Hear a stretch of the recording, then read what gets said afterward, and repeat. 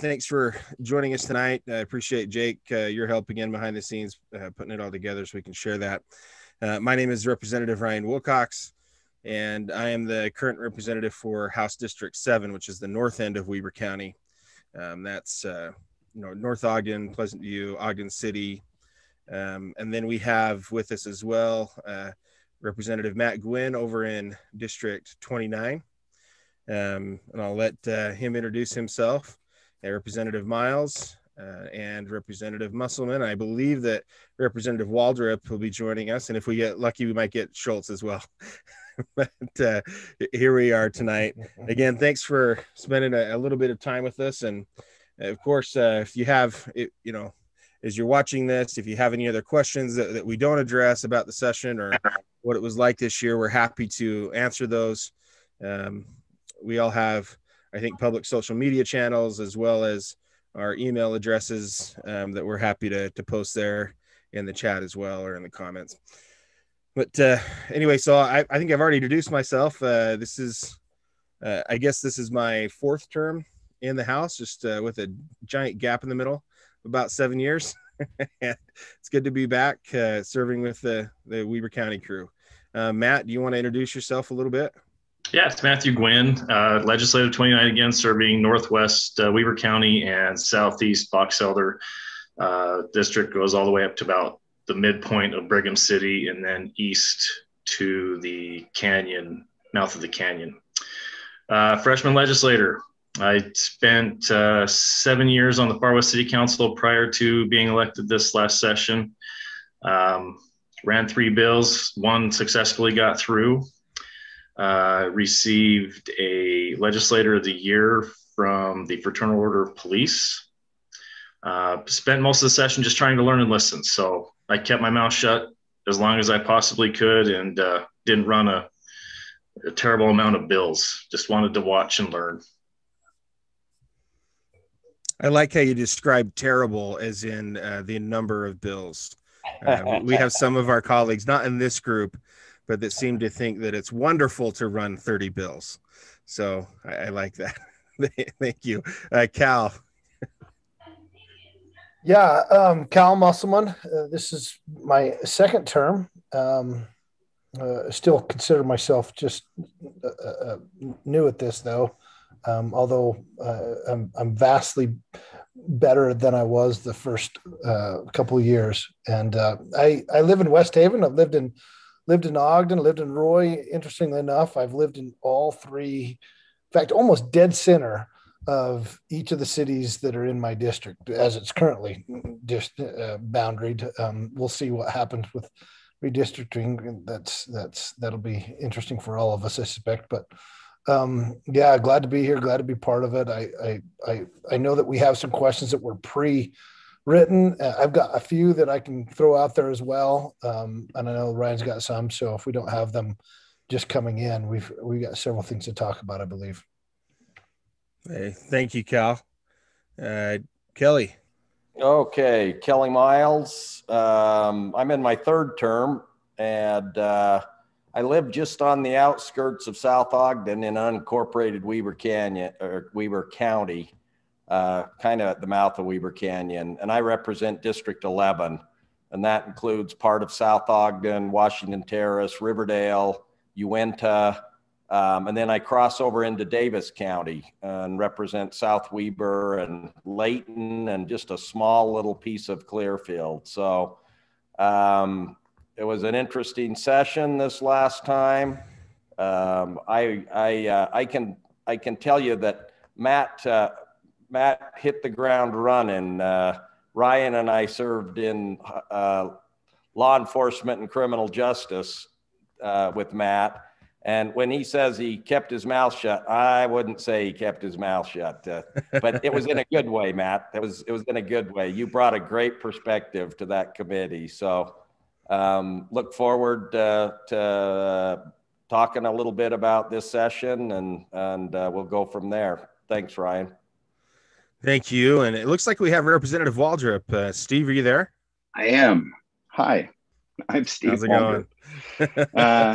I live in Eden, represent District 8. This is my second term, third session just completed. And we're looking forward to a few special sessions. I know we'll have one coming up here in May to talk about how we allocate the next round of COVID relief dollars. And with apologies to my children and grandchildren for spending that money. My humble opinion. No, it's a great experience to serve. There's so many good people, and that's probably the biggest thing I learned is that everybody there, whether I agree with them or not, I think they're there for the right reasons by an overwhelming majority, and they're doing what they think is right to provide the best service to their constituents and to the state. And I'm impressed with the caliber of the people on both sides of the aisle. They're just some very, very good people that have sacrificed and given up a lot to do this service. Hey, well, thank you, Steve. It's good to have you here with us. One of the things that we were talking about perhaps before we started tonight is to kick off with a little bit of a review of some of the big stuff that happened during the session. And anything I don't mention, of course, just please chime in. We hope that this is more of a conversational format to just sort of review, what happened. And I know there have been a number of questions. I'm scrolling right now through my legislative email at some of the questions that have come in and about the session. And, a lot of those are pretty positive. In fact, little surprised at that. I know a couple of you mentioned that, there were some unique aspects to the session. This year, for everybody watching, obviously we were dealing with, we're right now in a virtual town hall. We had virtual committee hearings. It's normal for the entire session to be on video for the most part, outside of committee hearings, at least on the floor. That's always been a thing as long as I've been involved. But having, Zoom testimony, that is pretty new. I don't think that's happened a lot in the past. So that was definitely different. There were some sort of funny aspects to that, at least in our committee, and Matt and and Kelly can testify to a little bit, where some folks just, didn't want to use their real names in the committee. But Jersey Girl 13 probably doesn't get sworn in to testify in a real hearing, so probably shouldn't be testifying in a legislative hearing. There's always the risk in something like this of, some joker from Europe jumping in to see if they can mess with the Utah legislature. So we're still working through what that looks like in the long term. But we really had I shouldn't say surprisingly, but for me, I thought it was a very successful session. We by and large navigated most of the technology issues. At the beginning of the session, you guys remember, we were getting all sorts of grief because we were the first state having an in-person session. We were told how irresponsible we were being and all of that. And the doom and gloom and those fears weren't ever really manifested. Any thoughts about the early part of the session with that? Having the in-person session in the middle of the pandemic? As a new legislator, I actually was appreciative that we were actually able to meet in session. And the one thing I was surprised by was the amount of in-person participation we had, especially on the floor. People chose to come even though they didn't have to. And I think that speaks to the dedication of our body. And so I was actually thankful to see that. And I was appreciative again to be part of it. Yeah. I mean, it certainly, yeah, go ahead, Kelly. I was just going to throw out, I think the thing that was interesting is it took a couple weeks, but I was communicating with a lot of constituents and lobbyists and special interest groups that, had certain concerns about certain of the bills. It was different, definitely not having them there in person. As the session went on, more and more people, well, for the first week, no one was invited, but after the first week, they opened it up. And, you know, some of the hearings, controversial issues, the Dixie name change, for instance, got, you know, it had a lot of people at the actual hearing and a lot online. But for the most part, there was always standing or sitting, I guess, sitting room in the committees, and a lot of people joined online. So I thought it was overall successful. Yeah. Yeah. There's, you know, as far as what we dealt with legislation, I think we got through what we needed to that first little bit to figure out how it was actually going to work. But right out of the gate, we had some really substantial decisions, and this is really the heavy stuff, you guys. And I'm just saying, from coming back, this was not normal, right? So when we had the meeting in December in our caucus, where, you know, we debated and talked about, you know, how to really protect education funding, 6% in the WPU out of the gate. I have never seen anything like that, let alone before the session started. And man, I don't know. I haven't watched it close enough the last few years. I don't know if you guys saw anything more. Did you see anything more than maybe 2% the last 2 years? Well, we did have a bigger one last year, but then that was completely chopped because of the pandemics. And then some of it was restored, but nothing close to what we did this year. I mean, the fact that we came in and that money was locked up, there was no discussion about it. There was no arguing. There was no fight over it. There was no, you know, hey, you know, why don't we do this instead? It was just, okay, that's spent. And, you know, that's a huge thing for education. That's a huge shift. I don't know that people understand how big of a shift that is for funding education. Yeah. But I think it sets it sets the precedent, sets the groundwork. It solidified what the legislature said they were going to do if that constitutional amendment passed, which it did. And that's exactly, you know, it's just following through on commitments as far as I'm concerned. But it wasn't just the 6%. You had, you know, it ended up being a total of about 500 million increase in public education, you know, coupled with the 121 million for teacher bonuses, rainy day fund. There's another 27 million put in there. And then on top of that, you had, of course, that wasn't at the beginning, like Ryan was talking, that was right out the door, that 6%, but followed up with several other things that added to it. And then plus, I think out of IGG, there was 200 million in cash for higher education buildings, and then I think a 9% overall increase for higher education as well. So, well, and I think I was grateful that we were able to do that, provide that kind of funding, and provide the teacher bonuses and the education rainy day fund and such, because, you know, the education, the UEA, they put their faith in us to a certain degree by allowing us to amend the Constitution so that we could help balance our budgets.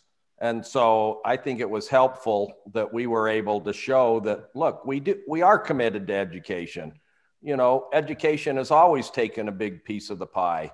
And, you know, if there ever was a year for education, it was this year.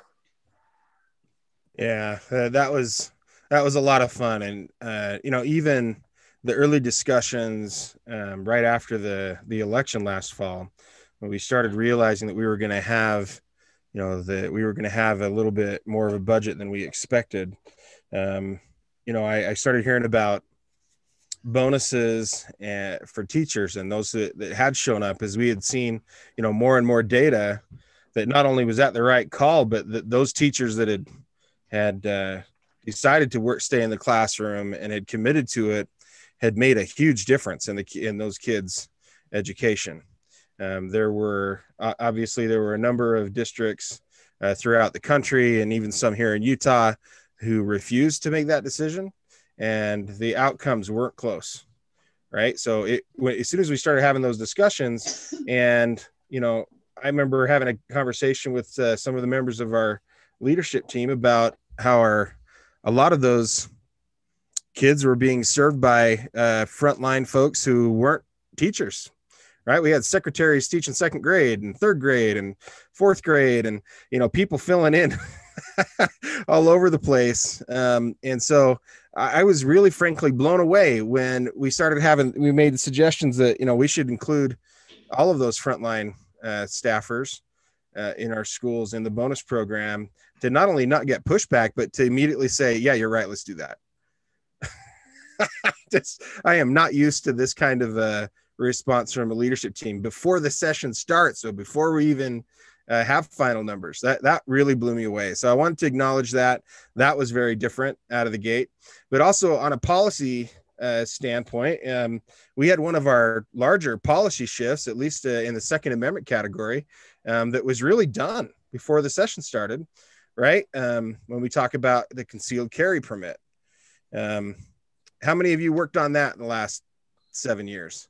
Yeah, so I had been talking with Walt on that constitutional carry for, since we first got into it. He ran that in his I don't know, it was Walt's first term, but it was ran it 3 years ago and last year, and then this year again. Well, Lee Perry was running it for a number of years before that. Oh, was he? Yeah. Oh, was he? Yeah, that was probably before my time, but I told him that I had his support, but every year we knew that it wasn't going to get past the governor's desk. And then, there were some reservations, I think, on my part. In fact, I'll tell you a story. I got a call from my brother, and my brother says, "So are you going to support this constitutional carry?" And I said, "You bet I am." And that being said, it won't go anywhere. And he's like, "Well, what do you mean?" I said, "Well, I don't believe it'll make it past the governor's desk. It hasn't in the past." And then lo and behold, he's the one that told me, "Well, Governor Cox said he'll sign it if you pass it." So I heard it from my brother, and I'm like, "Oh, well, I didn't know that." And next thing you know, I mean, this thing's just flying through. It was something else. And it's one of those things that is always, for everything you hear about it, at least in the press and the rumor mill, 8 of those things are completely false, right? That's been one that I have been asked in a number of, I had an in-person town hall last week up in North Ogden, and, that question was asked, and, what's the difference between what we passed and, what the previous situation was, and one of those that is commonly misunderstood is, we didn't remove any training, right? That we had somehow removed training from the concealed carry program. That didn't happen, of course, at all. And the other part is that most of the folks that had asked us about that didn't know that we were already an open carry state, right? So when you have that part of the conversation and explain what an open carry state is, that what we really did is we allowed you to conceal it. We allowed you to cover that up rather than carry it openly. Which usually when there's an issue, you talk to our law enforcement friends, when that issue occurs, and officer, I don't know whether to refer to you as Officer Gwynn in this context or Representative Gwynn, but what we're really talking about is the alarm that is caused by someone who's open carrying. I remember when I used to be a retail manager, 10, 15 years ago, and somebody came into one of my stores with the gun on the hip, and immediately I had somebody on the phone with 911, right? And then the police department calling me while they're sending somebody over because somebody was open carrying. Now there wasn't a problem.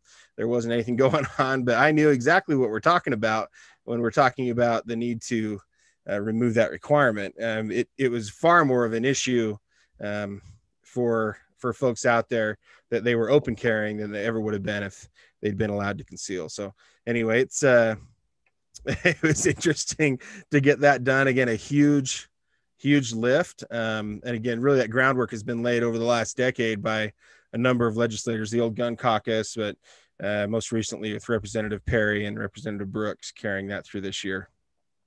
Was anybody surprised when Governor Cox said that he would sign that last year during the campaign? I was surprised. So I maybe I was ill-informed, but I was certainly surprised. it took me by surprise. I thought he would have been more in line with Governor Herbert's thinking, but yeah.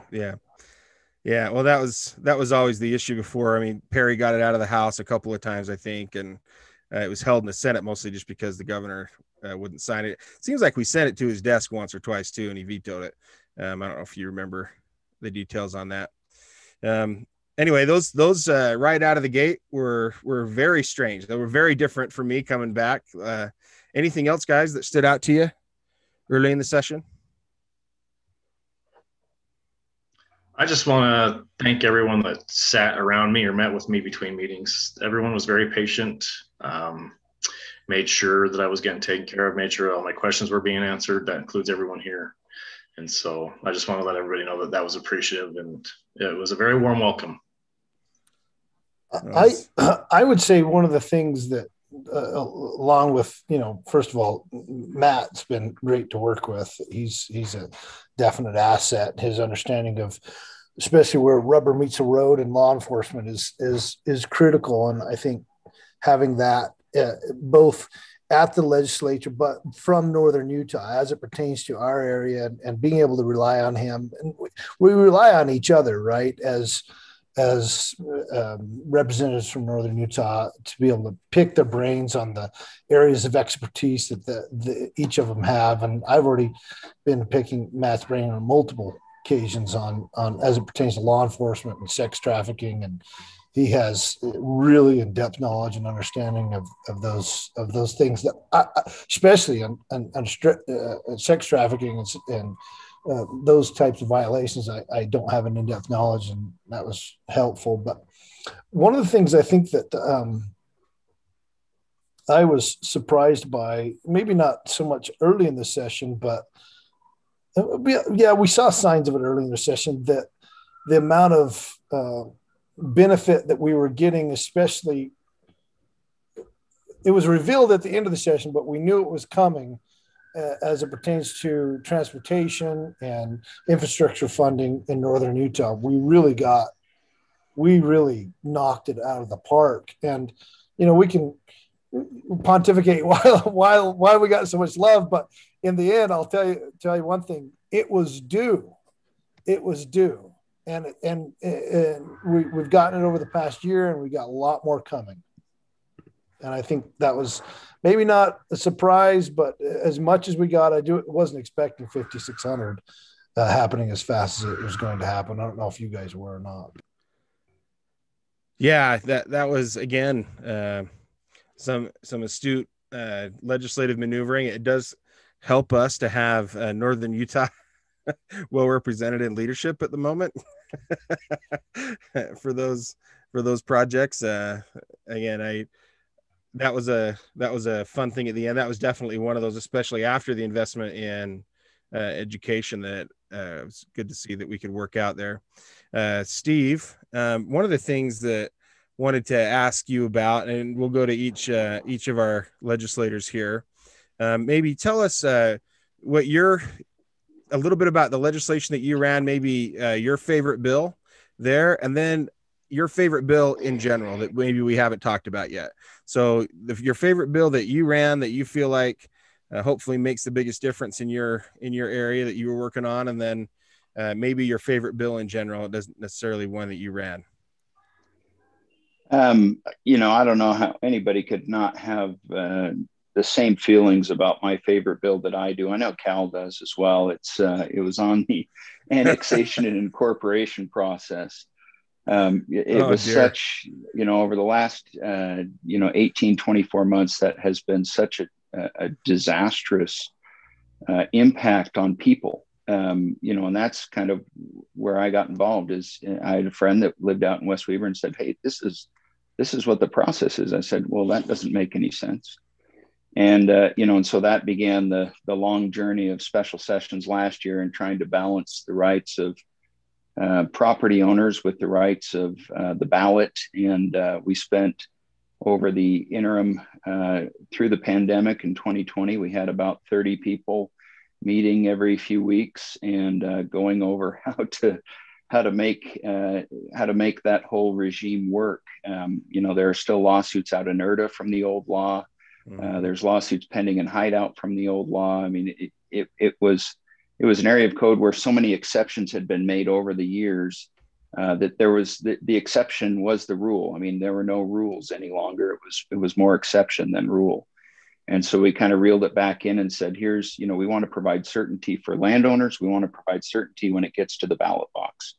And, we had a lot of people, and it became unanimous consent that we got that structure right. So there'll be some more land use stuff in my future, unfortunately, because I got that one right. So I have to deal with it more now. People are saying, now will you fix this? Now will you fix this? There, but that was, that was something that is just as unsexy as possible when you talk about land use regulation. I mean, I even go to sleep when I hear myself say it.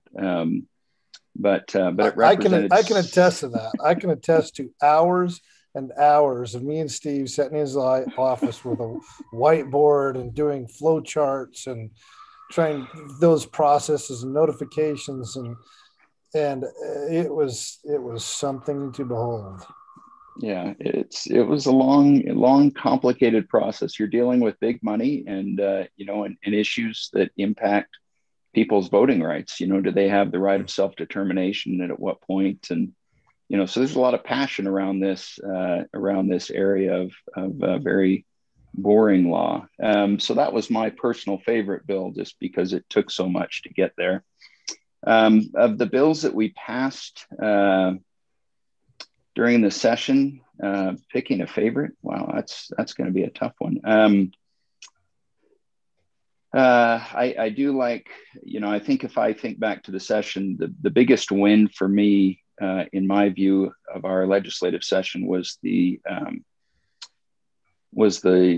education funding that we did. We've already talked about that. That's something I think that will go on and go forward for a long time. The other one I think that might be my favorite was the Grow Your Own Teacher program, where it gives an alternative route to licensure, where you get good people in the process quicker. We were joking that grow your own in the Proposition 3 world might mean something different to a lot of people, but we're growing our own teachers, not growing our own medical marijuana. But hey, just a heads up, Steve, this is being recorded and will be put on the internet. So just from anything you say can be used out of context later. Yeah, that's right. I'm sure it will be. But the Grow Your Own Teacher program was just a really phenomenal piece of legislation that I think tackles one of the hardest issues we're dealing with in education right now, and that's attracting and retaining good teachers. Yeah, that's a great one, and that's sort of what I'm hoping is that we'll each mention some of those. We can come back and cover other if we miss anything big after. What do you think, Matt? So your favorite one that you did, and then one of your favorites from the session itself. Well, the favorite one that I did was the law enforcement memorial flag, because that's the one that got through and actually got signed by the governor. Yeah, that's good. But I will say this, the one that never made it out of rules, I'm actually appreciative and thankful it ended up the way it did, because I learned that our retention and recruitment problem that we have in public safety is much more dire than I anticipated. And while I believe that would have been a Band-Aid for the problem, it would have been temporary. And so I was actually able to vet more people. I was able to flush out more information regarding the problem as a whole. And it's going to take a different approach to fix it. So I did learn a lot that way. But going back to Steve's comment, I did like the Grow Your Own Teacher. I adjunct up at Weber State. I've got a daughter that's interested in going into the teaching field. But the regulatory sandbox, I didn't think much of it in the beginning, but the more I hear about it and the more I think about it, that's, I like being in a place where we can be a flagship state, where we can lead out on certain things. And so I'm glad that I can be a part of that. Yeah, that's a great one. And I realize I'm setting myself up because you guys have already named like three of my favorites here, but Cal, why don't you go next?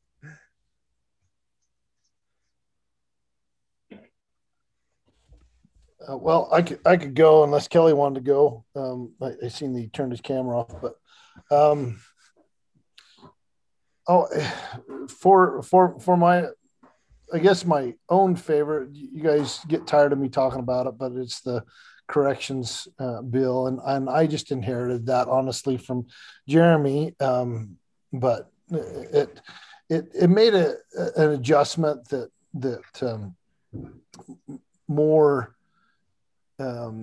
embraced the spirit of what Jeremy Peterson's original bill was aimed at doing, and that was that those that are committing crimes in certain communities, that there is I'm going to use the term halfway house because then everybody will know what I'm talking about. Because the moment I use correctional facility, they think of prisons and jails. And that's not what I'm talking about. Halfway houses. And there's 5 in the state, and one of them's in Weber County, the other 4 in Salt Lake County. And ours is Nuke, right? Is there right at 24th Street?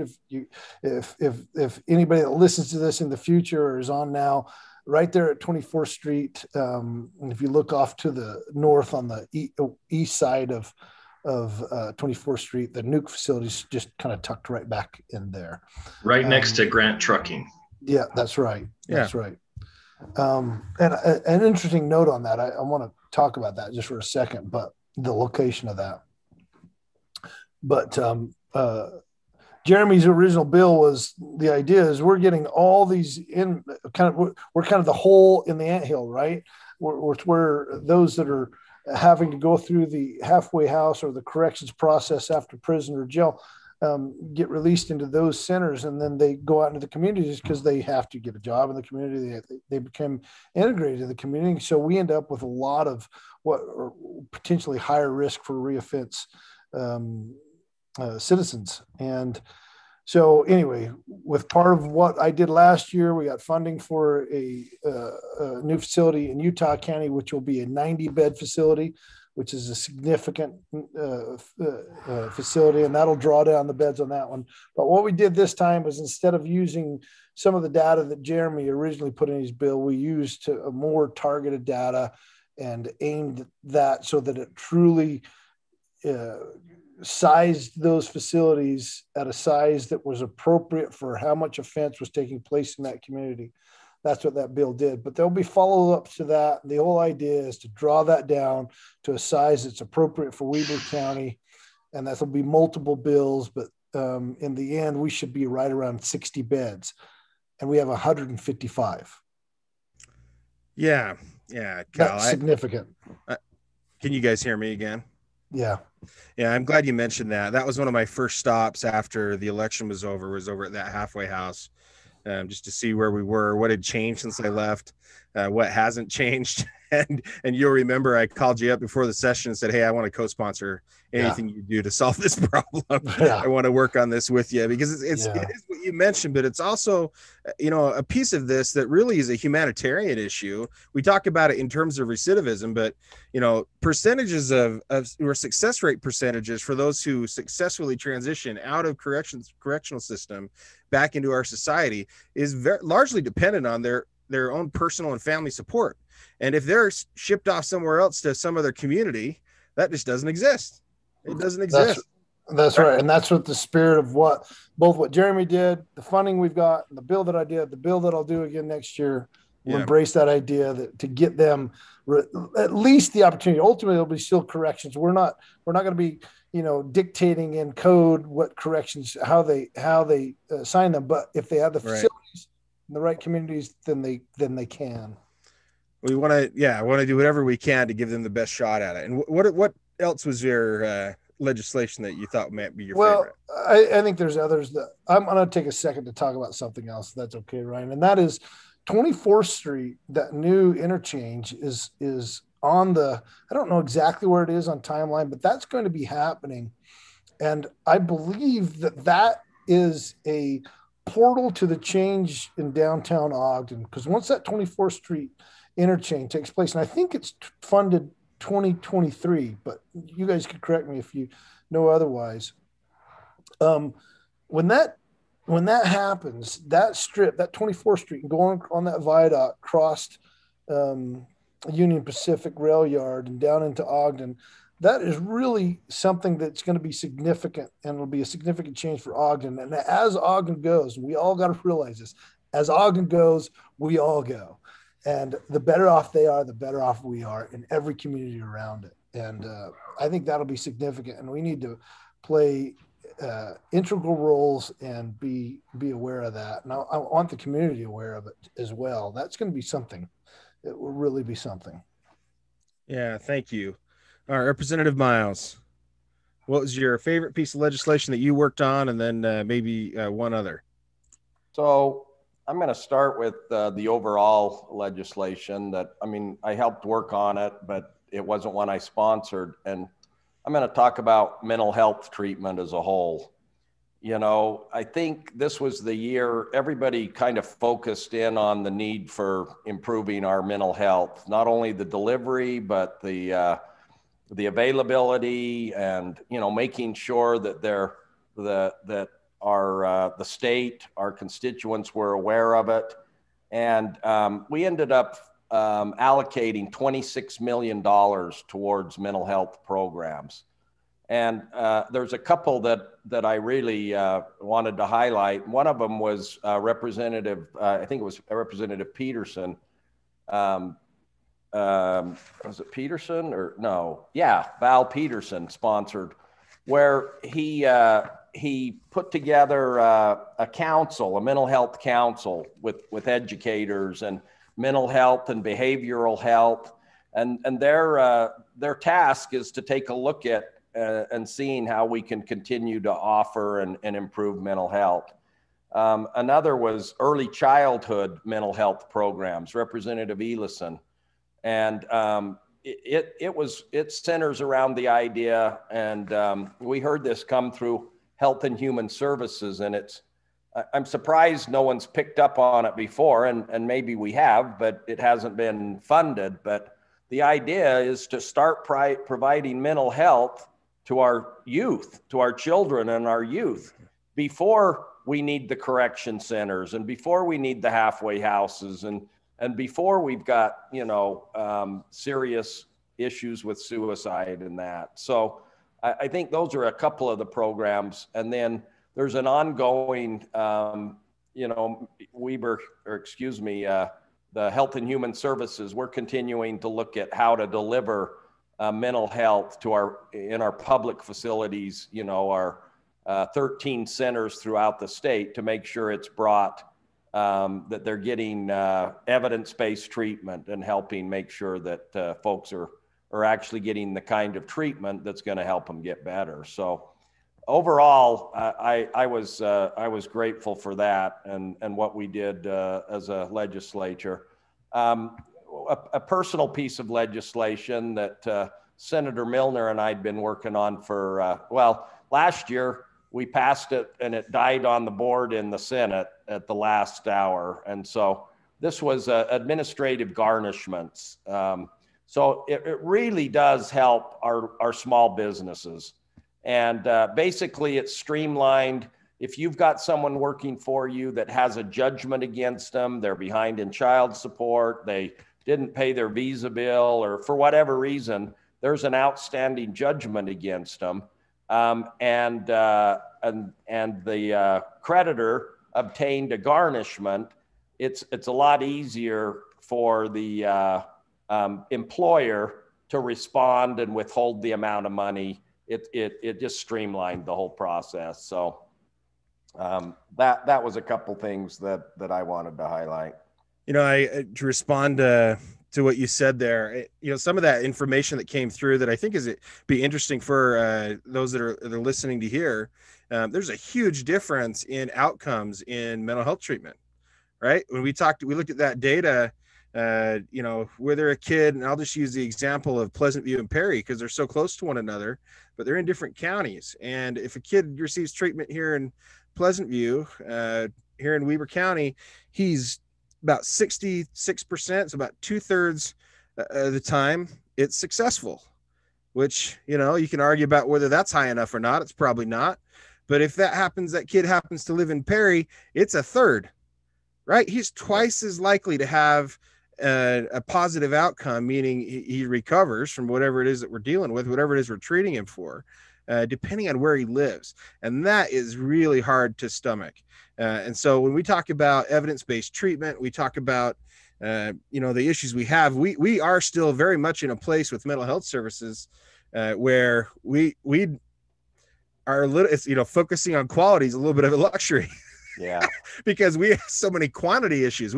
We have so many that need treatment desperately that are still, you know, unable to access it. That was one of my only funding request this year was a program. I went for higher ed in general. I ended up partnering with Utah State to get some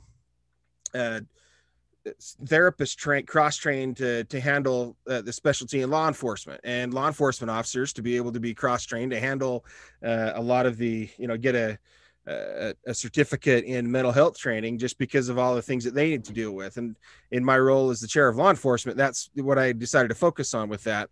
But it is way larger than law enforcement. It is a much bigger problem than even in our schools or our kids. We have to do as much as we can to change the entire perception of what mental health treatment is. Goodness gracious. So yeah, we did make some progress this year. We had a number, you know, there was a mental health days for students bill. I remember a few others like that. There were several of us that were working on that issue, but it's going to take all of us long-term to help change the paradigm of how we approach mental health treatment and really try to remove the stigma of that. That's probably the hardest part of dealing with that in a law enforcement context. And that's probably why Representative Gwynn turned his camera off, right? I'm just kidding. He may have stepped away. I was just taking, oh, there he is. He's eating dinner. Well, if there's anything that says Zoom more than that, this is a Zoom meeting. I don't know what it is. I agree with you, Ryan. I think that is one of the critical issues that's confronting our students. And, you know, when we talk about, you know, judicial reform and, you know, how do we keep people from going to jail and how do we keep them, you know, it really starts in school. If they can be successful in school, then their odds of being successful in the rest of their lives and not ending up taking that turn down that path, they're way, way higher. But that takes, you know, that takes dealing with some really tough things in elementary school, as early as elementary school. And so your bill to provide more training for counselors is so needed. And we really, you know, that's got to be a focus for years to come. Yeah, Cal, I was thinking about the halfway house issue thing. One of the questions I asked there, I said, well, what does therapy look like? Because they were talking about, you know, how we contract to provide that. And basically the answer is there isn't a lot of one-on-one therapy. There's not enough resources again. So we have, you know, one therapist and 15 people in a circle. And I'm thinking about my own practical reality. What are the odds that I'm really going to open up and talk about what I need to talk about to make sure that I'm okay in a group of 15 guys that I'm with at the halfway house, right? It's just not likely to succeed. We haven't been able to come up with, again, we're talking about the quantity problem first. We need more therapists that are qualified to do this, and we can work on the quality of, you know, methods and that kind of stuff too, and try to do that along the way. But it's a huge issue coming up. You know, I think I've covered everybody, right? Your favorite bills. Okay. So my favorite one, I don't know if it was my favorite, but because of my assignment, I focused quite a bit on legislation in the law enforcement space. The first one was one that I started working on last summer, that became the riot bill out of my committee. So it was a lot of fun to work with our county sheriff, with Sheriff Arbon on that throughout the interim, and Representative Perry, who I took his place on that committee. The riot bill, for those who are watching, basically did a couple of things. One, we made clear that if you significantly harm someone in the course of a riot, or you cause substantial damage, that won't be winked at. anymore. Like you will be charged for those crimes and you will be detained. And if you're arrested in the course of a riot after harming someone or causing significant damage to property, you will not be released back into the fray. You will be held until you see a judge, till you see a magistrate. And that number of responding to a number of issues, our guys, if you remember Officer Lyday, when he was murdered last year up here in Ogden, that was unfortunately, there's a few blocks from my house, so it wasn't it felt very passionate about that. We were at his funeral, and from his funeral we had a number of our guys. When I say our guys, I mean our sheriff's deputies and our Ogden Police Department at his funeral, who were called from there to go down and assist with the riots in Salt Lake City. And some of the stuff that they dealt with are the reason why we wrote the riot bill. Unfortunately, some of the abuse that they took. There's guys that took early retirement because of that. Yep. That right there, just that. Yep. Bailed out, and so they did feel maybe a lack of I don't know. It was traumatic, number one, but it was also somewhat of a lack of support, I think. And for sure. Your bill helped. I think law enforcement felt support from that, and hopefully that can prevent that, make them feel a little more comfortable going forward, having that type of code behind them. We ran a number of pieces of legislation designed to turn down the temperature on civic engagement. We always want to support freedom of speech. Protests are just fine. But again, when it turns to violence in behavior, of course, obviously to people hitting an officer over the head with a baseball bat in the course of a riot, you need to be charged, and you need to not be let go. No. And they're just some of those things that we had a few gaps in our code to deal with. So that was pretty satisfying. That was one again that I was just involved with for quite a while, and it was sort of fun because while that was happening, nobody knew it was me. nobody knew who was running the bill. They knew it wasn't Lee. They didn't know who it was until after the election, and all of a sudden Wilcox was there. But anyway, that was a lot of fun. And then, my favorite one that probably, again, this isn't quite as boring, I think, as Steve's land legislation. But another one. What about Kelly's? Well, okay. Well, administrative garnishments. I mean, that's pretty good too. We got some competition. Right. We'll see. We'll take a vote at the end. All right. Okay. So one of my favorite ones that probably isn't going to be on many people's favorite list. We've talked about a lot of them, but one of those that I've worked on, and this is a long time, it's in my previous service as well, but is electronic data privacy. This is a bill that I co-sponsored with Representative Gibson, and this one, the entire purpose of it is to ultimately protect consumers' data. The state got itself into a little bit of trouble with a couple of contracts through the pandemic that were frankly, well, now we know the audits are out. We know for sure that they were wildly inappropriate, shall we say, in how they handled our data, how they really what they promised they could accomplish with it. But when we give access to, personal private data, we have to make sure that we're doing everything we can to keep that secure. And so really not just the problems with that contract or the issues that we saw last year, but what 243 does, House Bill 243, is we create a board, essentially a group of folks who are dedicated to making sure that we protect our Fourth Amendment rights. And then we're going to review all the contracts. We'll review legislation. We'll review anything that any state agency does to make sure that we're able to appropriately protect personally identifiable information. And ironically, and this is sad, I'm having this conversation today. Our credit card information, my Grubhub account was hacked, and our credit card was stolen today. And so oh, no. right before Oh no! Right before this meeting, we were replacing our cards for the second time in 4 or 5 months. So anyway, it's not just that. Obviously, identity theft and other issues are a very large concern.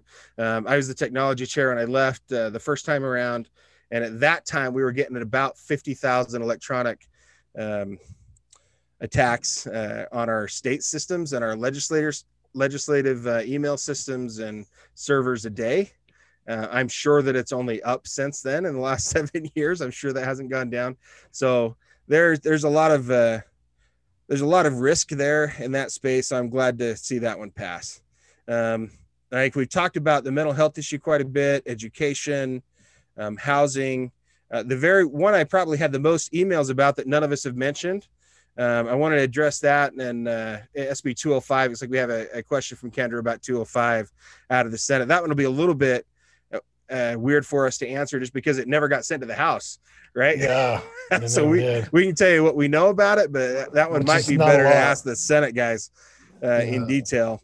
But the pandemic powers, right? Emergency response, emergency powers that the governor has, how they were deployed last year. We ended up compromising.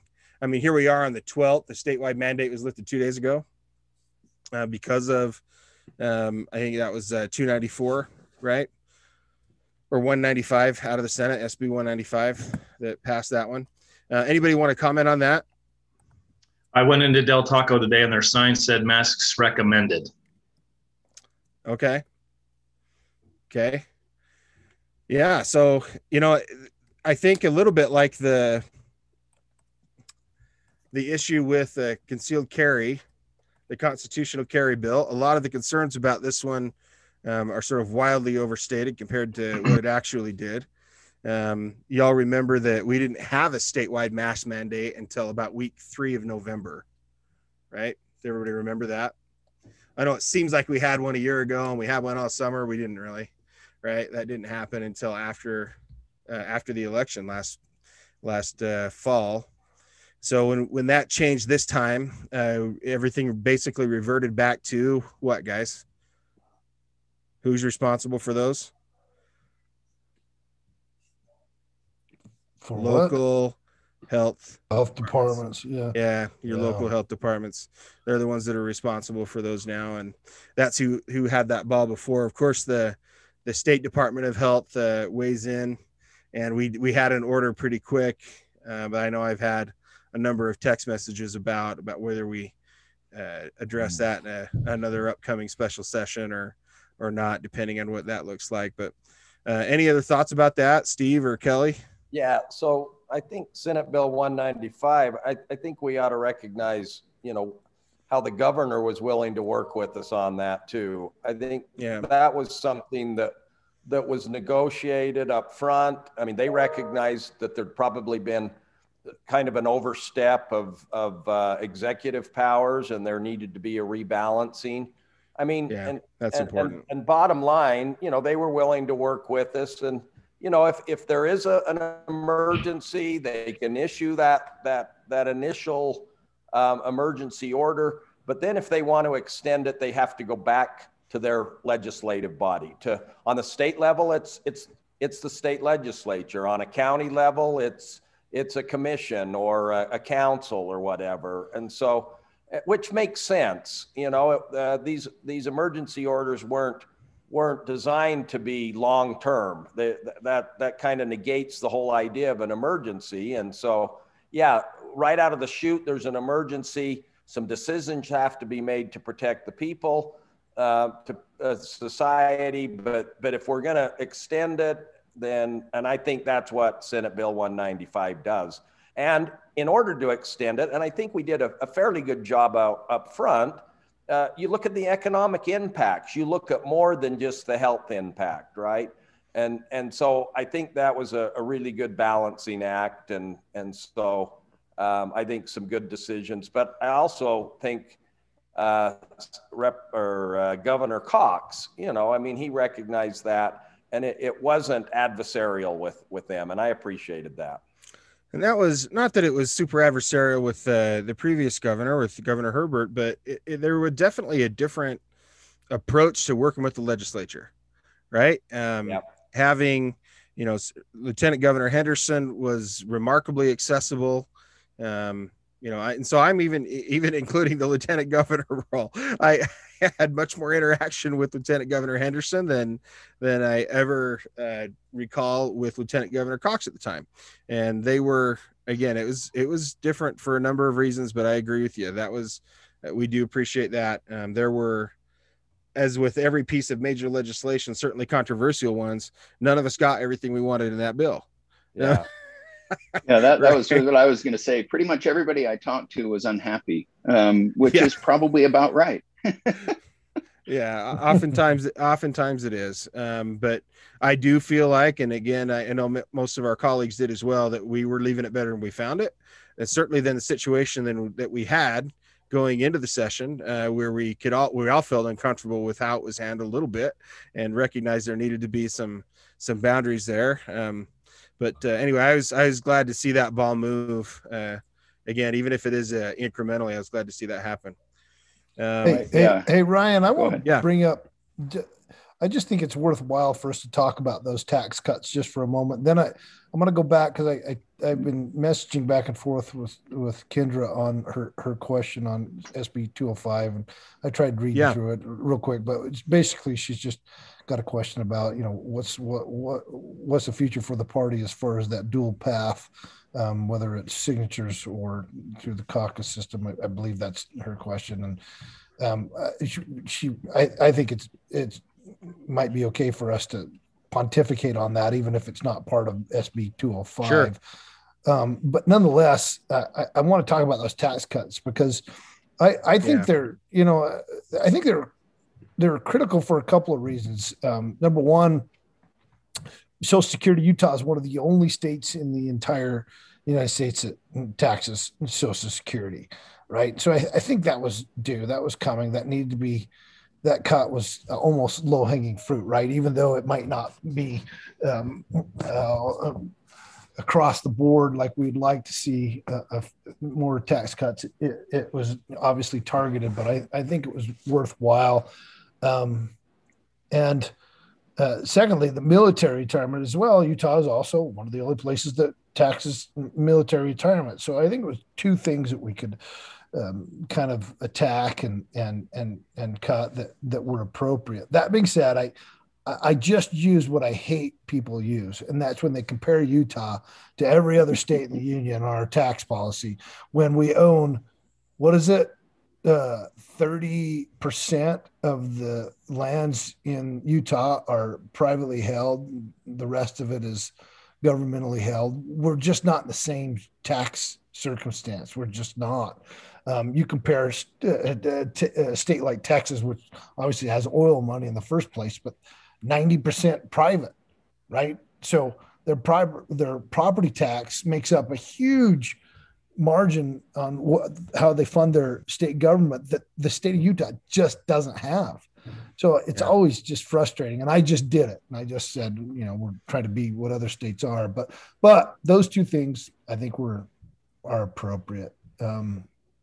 So I don't know. Yeah. I don't know if you guys have some thoughts on those, as well as, restoring those dependent exemptions, but also Kendra's question on that dual path. But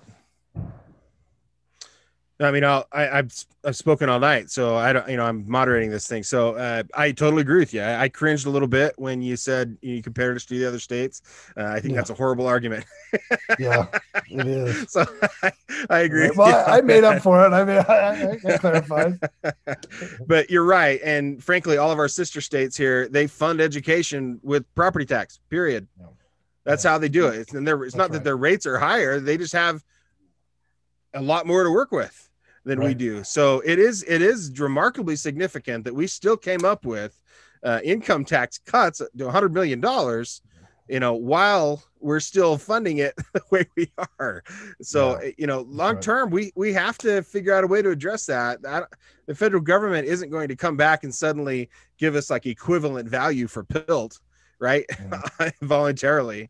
They want to come play here, but they don't want to pay for it. So That's That's going to be also a long-term another structural problem. I hate when somebody used that argument. Well, we get pilled. Well, that's it doesn't even come close comparing what the market value of those properties would No. be. And Ryan, just recognize part of that 100 million tax cut was that we're no longer going to tax military retirement pay. Right. And that's something that a number of us in the legislature, especially with Hill Air Force Base being up north, it makes a difference. A lot of military personnel notice that. And honestly, we would love to have as many people in the military retire here in the state of Utah. They're great folks. They're great citizens. They're engaged. And so I think this will go a long way in showing a little love to our military and letting them know that, it's something that's been looked at in years past, and we were able to do it by offering this tax break. So. Well, and Kelly, I think that, with all respect to Cal, we do have to look at other states when we're talking about military retirement, because we're literally competing for those individuals to take jobs. I mean, you look at Hill right now, and what did they say? They could hire 100 engineers a day for the next year, and they still couldn't fill their quota. I mean, some ridiculous 100 engineers a week and couldn't fill their quota. They can hire every graduating engineer in the state and not fill their quota. Right. Yeah. No, so we need those people to, they're high paying jobs. They're and they're sort of those growth jobs that create value elsewhere. So, it was a bit of a look over the fence at what the neighbor's doing and saying, hey, we got to compete here. Just to be wise in the management of the state. Totally. Yeah. Thank you. There are a lot of cool things to talk about. I do want to address that 205 a little bit. Generally speaking, Kendra, I don't know what's going to happen. Like, none of us really do. We've passed that out of the House a number of times. I voted against it, 54 in 2014 before I left. Still, I'm of the opinion, well, frankly, running against a 4-term incumbent when you haven't held office and you're not independently wealthy, I'm only in the legislature because of the caucus convention system, because I could sit down in people's living rooms and have those conversations, face to face and make my case. Right. I just, goodness gracious. I don't know where that ends up. I know it was pretty disheartening for Senator McKay. I don't want to put words in his mouth, but I know that we likely had the support we needed over in the House. Would have loved to have had that debate over in the House. But at the end of the day, that wasn't even brought up for a final vote in the Senate. So where do we go from here? Your guess is as good as mine. I felt like that was a reasonable compromise when you're talking about a 2/3 threshold, right? That's frankly what a lot of those parties said that they would have agreed to, back when this stuff started back in 2013, 2014. So I was pretty disappointed to see I think we weren't going to get a chance to vote. I was talking to Derek Brown about this, and I think there's just internal things we can do within the party. We just got to make the party better. That's what it comes down to, right? We need to make the party more user friendly, make those that are just political novices coming in and experiencing, have really good experiences. The better those experiences, the better the conventions, the more fluid they are, the more fluid the voting process is. When I was, you guys, Kendra, I don't know where you're from, but up in Weber County's convention, the last convention, not the convention we just had, but my first go round, we were there for 7 hours. No, 9 hours. 9. It was just awful. And you could see easily one third, and it may have been more of that, had left. Of the delegate. So those final votes wasn't even a representation of those that could have voted. I don't know. I think we make that system better. We make it more fluid. We make the votes easier. All of a sudden things just change with their attitude about that. And I think you have less, just naturally less things happening as far as signature gathering. I really do believe that. But yeah, I think the big key going forward is really to look at accessibility to the process for more people. I mean, it's 2021. We're still running things like it's 1895. Where you got horse messengers carrying caucus results from place to place, and we're doing. We have to modernize that process and allow. And there's a number of ways to do that, to increase participation in the caucus convention system. I think, maybe you do it virtually as a part, you do it over the course of a week. So it's not, I think there's a number of things that could be done that if you make it more accessible and people feel like it's not just this tight little group that they have to like take a hammer to get in and have any voice, that they can come in and feel welcomed and feel like they're part of the process instead of having to break in and have people. And frankly, there's a lot of resistance from some of the ledge districts and people that are saying, hey, we don't want more people in here.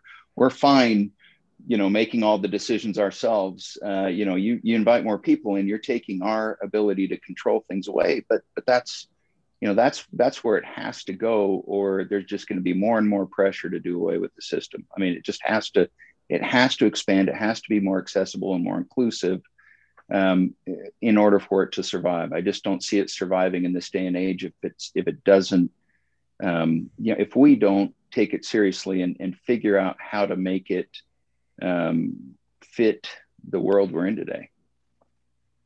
Yeah. Well, I appreciate you jumping on there. Do we have any other questions tonight that we haven't addressed, Jake? Okay. Well, again, thank you everybody for joining. There are always going to be, new issues that arise. Obviously we talked about several bills that at the end of last year's session, we couldn't have imagined we'd be dealing with this year. And I'm sure that'll happen again. One of the things that is the most important for all of us, I think, and not to speak for everyone, but it's just to make sure that we hear from you. Let's make sure that we have, this continuing conversation. I don't know if we want to try to do this once a quarter with the whole group or in addition to our own groups or however we want to do that. But I think there's value in meeting together and having these conversations, if nothing else, just to help everyone be informed about what's happening. But again, so appreciative to be part of the Weber County delegation here with you. I know, Jake, we appreciate your help with the party and helping this to get pulled off, and Kendra for all your work. We do have some upcoming events that we hope to see y'all at. We have the state convention coming up here on May 8th. First. It is the first. May 1st. It is the first. I'm confusing my Weber County. Yeah, and the county one is next convention. week. Yeah. Yeah. So and in fact, May 8th. Yep. You have to be registered this Friday to get your name on the ballots that will be at the county. So it has to be this Friday. So if you know anybody that's wanting to be vice chair of a precinct district, they got to be on. Okay. Registered. Yeah. Thank you. I appreciate you doing that. And I'm seeing some of the comments coming in here. Again, thank you everyone for all your support. And it's just good to be in Weber County.